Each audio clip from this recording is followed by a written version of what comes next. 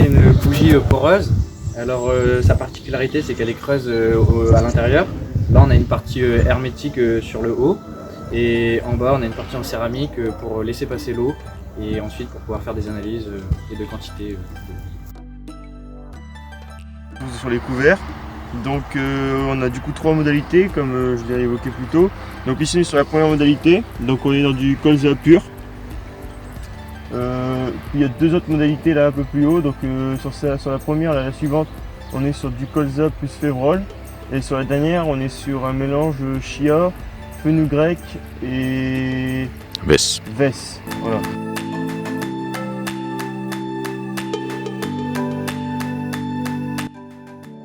Alors ici c'est la bougie témoin à 90 cm. Donc on va retirer le bouchon vert et on va s'assurer qu'il y a une dépression pour voir s'il n'y a pas eu de défaut de dépression. Donc ici il y en a une.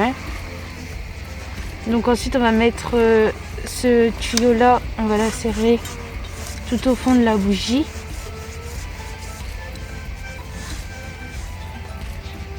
Là c'est bon. Ensuite on va prendre le tuyau de la pompe à vide. On va le brancher ici. Puis on va s'assurer que ici ce soit bien formé. On va aligner la pompe. Et on va voir si l'eau s'écoule dans le flacon. Donc ici c'est l'échantillon qu'on a collecté. Donc on a collecté 350 ml. Donc on va le mettre dedans et on va l'analyser au labo. Donc voilà le sorte de test monette qu'on va utiliser. Donc il suffit simplement de tremper une seconde, de sortir et sans agiter, de le laisser reposer 30 secondes. Donc voilà, on voit que ça se colore. Hop, pareil pour le deuxième.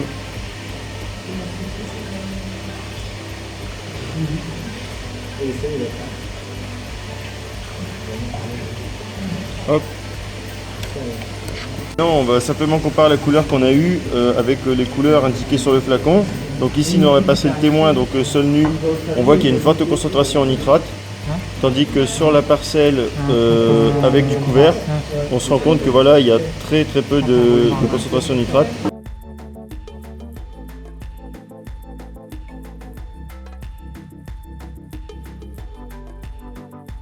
Donc maintenant on va mesurer la concentration en nitrate grâce au spectrophotomètre.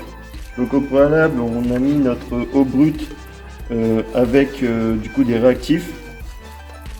Donc voilà, donc on va procéder tout de suite à ça. Hop, on insère, on met le cache et on lance la mesure.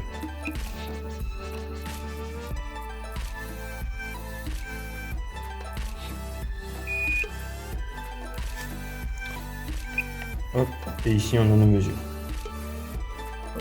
Du coup là maintenant on a notre deuxième échantillon, donc avec les parcelles sous couvert. Donc là c'était un mélange colza plus févrole. Hop, on procède de la même manière.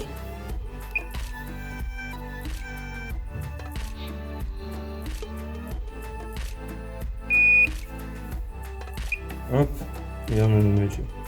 Donc on peut voir que le couvert a vraiment un impact du coup sur la captation des nitrates, parce que sur notre témoin où on était en sol nu, on avait autour de 400 mg par litre de nitrate.